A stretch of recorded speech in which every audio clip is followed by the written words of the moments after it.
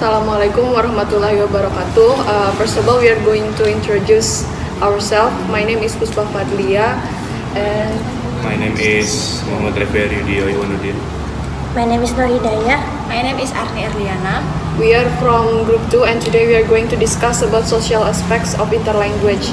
And the first material will be delivered by Nur Hidayah. Okay, the first material is about social aspects of interlanguage. As interlanguage is a stylistic continuum, and we have the researcher that her name was Elaine Caron has proposed that interlanguage involves a stylistic continuum. She argues that learners develop the capability for using the second language and that this underlies all regular language behavior. This capability, which constitutes an abstract linguistic system. And the theory of Elaine Caron, there are two styles. The first one is careful style, and the second is vernacular style. And the next researcher that conduct the theory about stylistic continuum is Howard Giles.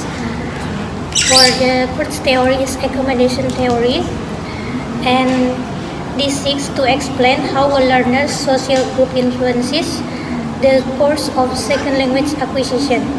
For Giles, the key idea is interact with each other. They either try to make their speech similar to that of their address in order to emphasize social cohesiveness. And the second is convergence or divergence, same from the word Giles. A process of convergence or to make it different in order to emphasize their social distinctiveness, and a process of divergence. It has been suggested that second language acquisition involves long-term convergence. And the next material will be delivered by Arni. Definition of acculturation of L2 acquisition. The acculturation model is a theory proposed by John Schumann to describe the acquisition process of a second language by members of ethnic minorities that typically include migrant workers, or the children of such groups. There are two problems with such a model.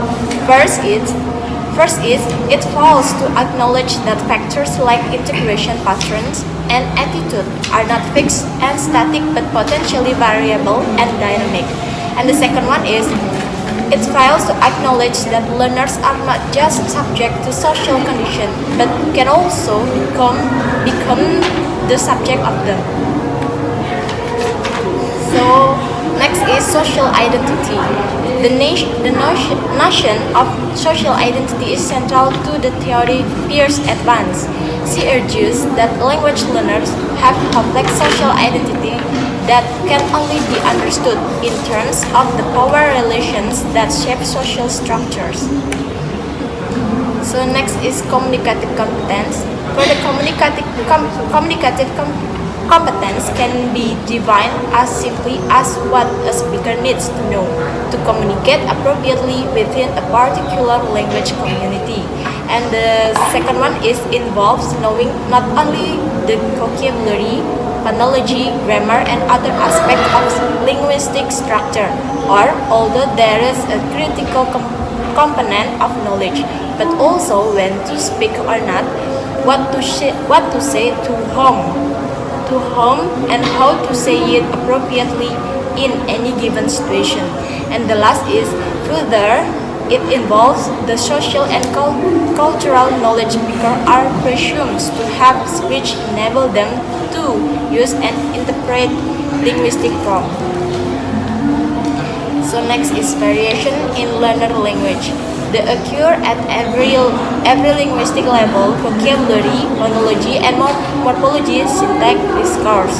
They include both standard or correct, not standard option, and they are characteristic of all natural language production. whether L1 and L2. And the second one is, for example, native speaker of English may say, I ate dinner or I ate supper, or variable vocabulary. She was coming or she was coming, variable phonology. And she will, or she has shewn, or variable morphology, and so on. So input and interaction. From a social perspective, interaction is generally seen as essential in providing learners with the quantity and quality of external linguistic input which is required for internal processing.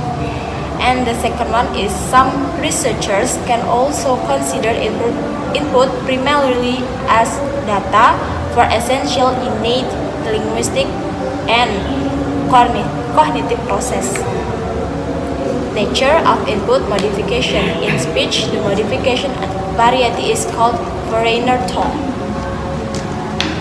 So here, characteristic of foreigner talk: simple vocabulary using high frequency word and phrase, long pause, slow rate of speak, carefully articulation, loud volume, stress on keyword, simplified grammatical structures, topicalization or topic at the beginning, then a comment about it, more syntactic regularity, and then the last is retention of full form, or the example is less contraction and fewer pronouns. So, and then the next is modification in academic text. The first is frequent organization markers such as heading and linking device. The second one is clear topic statements, and the next is highlighting or key terms and inclusion of synonym and paraphrase. The next is bulleted or number list of main points. And the next is elaboration of section which require culture-specific background knowledge. And the next is visual aid, such as illustration and graphs. And the next is explicit summations at regular intervals. And the last is question which can be used for the comprehension checks. So the next slide is nature of interactional modification. Interactional modification made by L2 speaker in discourse with L2 learners appear to provide even more significant help. And the second is it includes repetition, paraphrase, expansion, and elaboration, sentence completion, frame for substitution, and vertical construction. And the last is comprehension checks and request for clarification. Okay, the next material will be delivered by Puspa. Okay, thank you, Arni. I will deliver the next material, which is feedback. So, other types of interaction which can enhance SLA include feedback from native speakers, which makes non-native speakers aware that their usage is not acceptable in some way, and which provides a model of correctness. Negative feedback to L2 learners may be in the form of direct correction, including explicit statements like "that is the wrong word," directives concerning what cannot or must be said, and explanations related to points of grammar and usage. Or the negative feedback may come as indirect correction, which includes several of the same interactional modification forms, but there they have a different function. And the next material is intake to cognitive processing. Language input may go in one ear and out the other, and it contributes to acquisition only if it is let in to the mind for processing. For example, if it becomes an intake. And the next is interaction as the genesis of language. An alternative view of the role of interaction in SLA is based on socio-cultural, which is based on theory of Vygotsky. And a key concept in this approach is that interaction not only facilitates language learning, but is a causative force in acquisition. Further, all of learning is seen as essentially a social process which is grounded in socio-cultural settings. And then interpersonal interaction, we are using the term interaction to mean interpersonal interaction. For example, communicate events and situations which occur between people, such interpersonal interaction between learners and experts. Interpersonal interaction, sociocultural theory requires consideration of interpersonal interaction. For example, communication that occurs within an individual's own mind. So the learners have their own communication within themselves. And then a second type of interpersonal interaction that occurs frequently in the beginning stages of L2 learning and in later stages when the content and structure of L2 input stretches or goes beyond existing language competence. And then acquisition without interaction and interaction without acquisition. There are challenges to a socio-culturally oriented view of L2 acquisition. However, officially there are two facts are somewhat difficult to explain if we hold a strong position that social interaction is an essential causative force in second language learning. First, some individuals are able to achieve a relatively advanced level of L2 proficiency without the benefit of any interpersonal communication or opportunity to negotiate meaning in the language with others. And the second one is some individuals engage in extensive interaction with speakers of another language without learning that language to any significant degree. And then the next material will be delivered by Yudi. Okay, so the next material is about macrosocial factors. The macrosocial factors we will consider are at several levels in the ecological context of SLA is global and national status of L1 and L2, boundaries and identities, institutional forces and constraints, social categories, circumstances of learning. And the next is about global and national status of L1 and L2. Immigrants who come from other language backgrounds are expected to add English as a requirement for citizenship, for participation in US democratic processes, and for economic mobility, and for access to education and other social services. For example, in the USA here, English is generally accepted as the single national language, and most people consider it important for national unity that all citizens be able to use one language.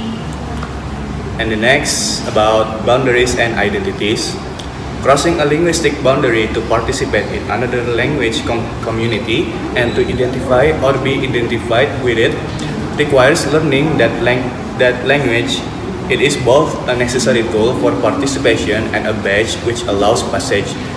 Full participation also commonly requires learning the culture of that community and adapting to those values and behavioral patterns. Example, acculturation.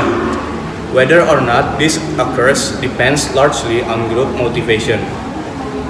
John Schumann identifies other group factors that affect SLA outcomes negatively in his acculturation model. For example, factors that are likely to create social distance between learner and target groups, limit acculturation, and thus inhibit L2 learning are dominance of one group over the other, a high degree of segregation between groups, and desire of the learner group to preserve its own lifestyle. And the next is about institutional forces and constraints. The most obvious form of linguistic social control takes the form of official or unofficial policies that regulate which language is to be used in a particular situation. For example, use of the national language is often required in political meetings and is sometimes required even for lower level bureaucratic functions such as applying for permits of various kinds or negotiating for social services. The next is social categories. First, age, sex, ethnicity, education level, occupation, and economic status are categorized to many socially relevant dimensions. Such categorization often influences what experiences they have, how they are perceived by the others, and what is expected of them. The next is about circumstances of learning. A clear example of culture-based learning strategies is seen in the superior capacity for rote learning among Asian students who have had more experience with teaching methods that involve memorization. Chinese students score significantly higher than Europeans and Americans on tests that measure memory for numbers, which reflects ways they have learned to learn in the course of earlier schooling. This advantage is lost if Chinese students are schooled in Europe or America, which proves that their achievement is based on prior educational experience and not genetic makeup. So that's all the presentation from us. Thank you. Wassalamualaikum warahmatullahi wabarakatuh.